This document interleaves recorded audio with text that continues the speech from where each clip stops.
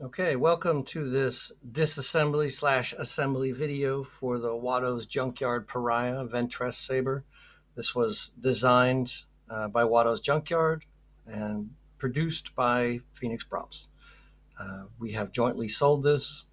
They sold via pre-sale. We are selling them via live or in stock sales. So we have these in our shop now. If you're interested in getting one, go ahead and head over to phoenixprops.net and have a look at the Pariah. Okay, so here you got the Saber. I've already kind of got it out and got everything displayed, and I'll go through all the parts. So we have our pommel. Normally, you're going to have these little chiclet screws in here, right, that hold it. It's a finger tighten. You're going to have one on each side. You want to remove the end cap, simply twist those out. End cap comes off. You have two end caps. You have your static end cap and you have your vented end cap if you want to do electronics. Now you'll notice with these little screw blocks, there are two little black screws in there. These are grub screws. They're separate. Now what they need to do is if your grub screws are separate and not screwed in, you're basically going to insert them with the tool head sticking out so that you can actually screw onto them and put them in nice and tight. If you don't like just nice and tight, you want to add a little drop of glue or thread locker, go ahead and do that. You'll also have these two CoverTech screws, which serve the same function to hold the end cap on.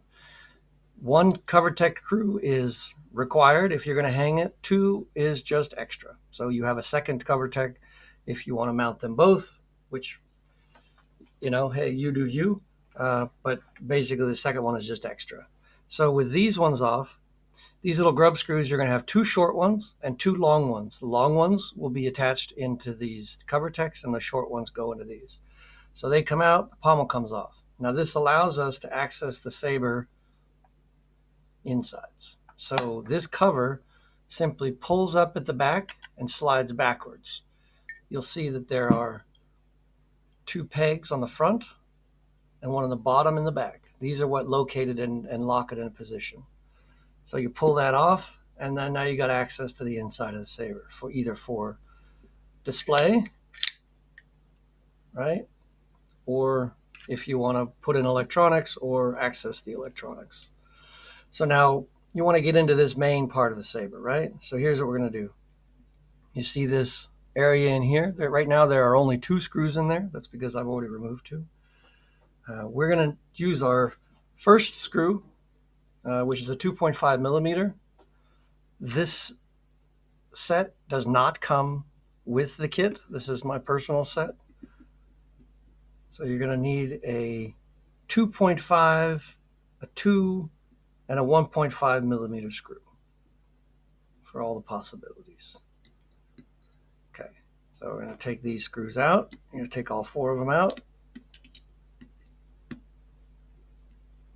They're long, they have lots of threads, and they're really fine threads, so it takes a few seconds to get it detached. Okay, once this comes detached, your main body can come out. You pull your main body out.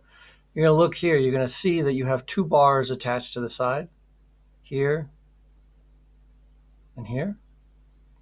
And now these are shaped and fitted to the body and then glued down. So you don't have anything to do with these. Just know that if for some reason they're coming out, you just need to glue them back again. You won't. They shouldn't be coming out by default. But hey, in a few years when you access it a bit, you may need to do that. Okay, so this gives us access to the main part of the Saber or to the emitter. You have a collar that removes, and you'll see this long slot matches up with the holes that we have for these screws down here on the bottom. Okay, now you're going to have these two pegs. These are not, you don't have to do anything with these. These are fixed in there. They're for attaching the chassis in from the backside. So you're going to see, you're going to have all these ribs right here, right? Your ribs will come detached. And you'll see right now I have not affixed these. These just pop right off. What you're going to need to do when you assemble this is these need to be glued in place as part of the assembly work. Okay. So these basically, you'll just put a little dab of glue right there in the channel. Be careful not to get it on the plate, but it actually is not a big deal if you get it on the plate, but you don't want it to be messy. You want to put a little dab of glue in there and then set the rib in, really push it down to get it in place and locate it, and then you'll be good. And then repeat the process with all of those. However, do not do that until you have this bottom fin attached, right? Because this bottom fin is very important. So we're going to go to our 1.5 millimeter screw head. We'll pull this out real quick so that you can see how to attach it. It's very simple. 2 screws, pull them right out.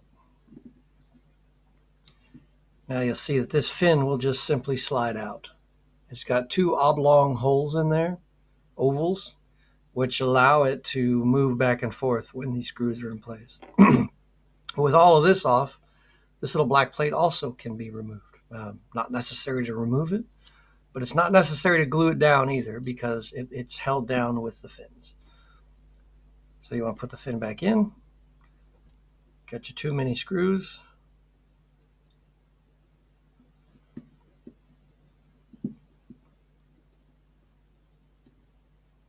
One.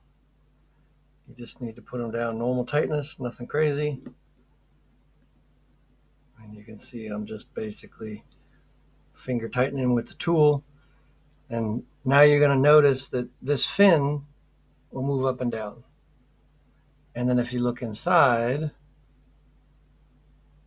you'll see that it's kind of hard to focus on that, but you'll see that there's a plate that pops up. That's what activates one of your momentary switches. Okay, so you got that on. You're going to take these fins and you're going to glue them in place. And once these fins are all glued in place, I'm just going to pop them on right now.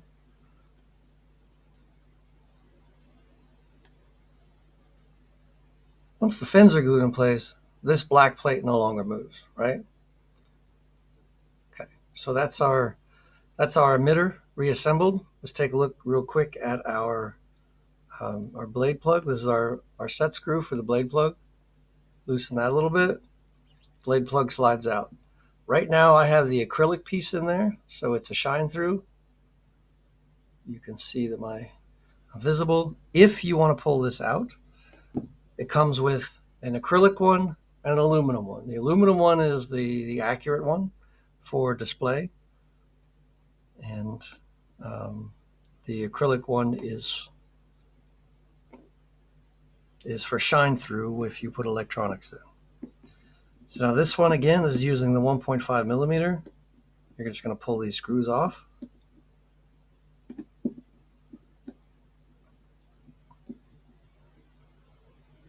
Fingers are blocking the camera. Not much to do about that when you do on top down.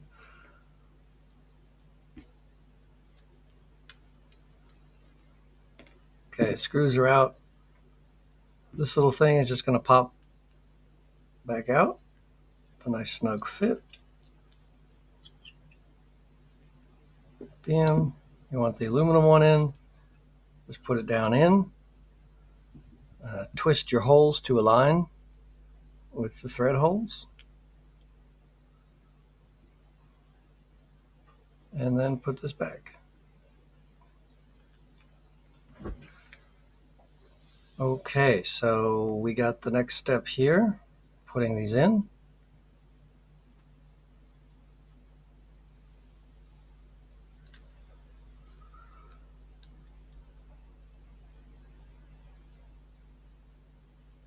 And now your blade plug's reassembled, right? Drop it in, good to go. Reset your set screw. Now we're going to reassemble this. First thing is you want to do, what I didn't show you yet was the red switch. So this is our second switch. You have a little red switch here. It's possible that you might have 2 of these little things in your bag. If you have 2, for some reason, one is a good one is a bad one. It's hard to get these little guys. Let's see. So what you can tell about these 2 things is that you have one with a longer head and then one with a shorter head. The shorter head is an incorrect piece. If you have a shorter head, take it out of your kit, put it somewhere else. You don't need it. You only need this long one. So what this long one is going to do, it's going to hold your red switch in place. So insert your red switch through the hole in the top, and then take your pin and drop it with the skinny side down. Stick it right in this little hole. Once you get it there, you can wiggle it. Now you can also wiggle the switch, and you'll see that just sunk down in there nice and neat. So now if you look, when I move the switch, let's see if we can get a good focus on that. When I move the switch, no, still not a good focus. When I move the switch back and forth, you can see that that pin going up and down to activate. Now, something to keep in mind right now, this pin is just in there, right? Flops right out. If you're ready to put it in permanently, you add a little dab of glue to it, drop it in, and then let the glue set, but ensure that you haven't blocked your switch as well. So once you set it in, oh man, there we go. Once you set it in with a little drop of glue, I would personally suggest you put the glue on the hole and then put your piece in. And then I missed it completely. And when the pin sets in there, then the glue will touch the pin and it will hold the pin steady. Okay, back in.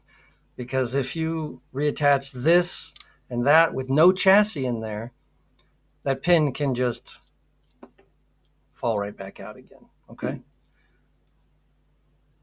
So I'm going to leave this off for now since I'm not going to glue it down. We're going to reassemble. Bam, that goes on top. This goes down. Reattach your big screws using your 2.5 millimeter. Oop, that's a 2 millimeter. I will just attach one of these for now since it's just for display purposes. All right, put those in fixed. Bam. You're going to set in front part first, put it in the hole so it locates, and the back part should settle in just like that. Then cap back on. Now I prefer the regular bolts because I don't wear this on a belt. Hand tighten them down. And there you go. And now you're reassembled. Remember, these are available at phoenixprops.net, and you can go check them out there. Thanks.